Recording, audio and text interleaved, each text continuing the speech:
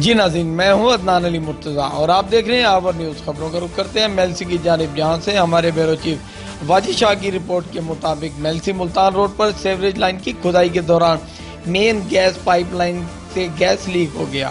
Rescue ٹیمیں موقع پر پہنچ گئی۔ جی آپ کو ایک مرتبہ پھر بتاتے چلیں کہ ملتان روڈ پر سیوریج پائپ لائن کی کھدائی کے دوران گیس کی لائن لیک ہو گئی۔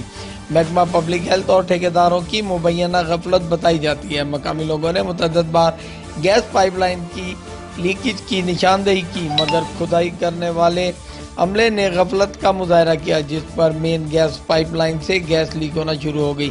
سیوریج کے منصوبے پر ہونے والے کام میں محکمہ پبلک ہیلتھ کا کوئی عملہ موجود نہیں تھا۔ اطلاعات کے باوجود محکمہ سوئی گیس کا عملہ موقع پر نہیں پہنچ سکا، جبکہ ریسکیو عملے نے موقع پر پہنچ کر فوری گیس لائن بند کروانے کے لیے کوششیں شروع کر دی۔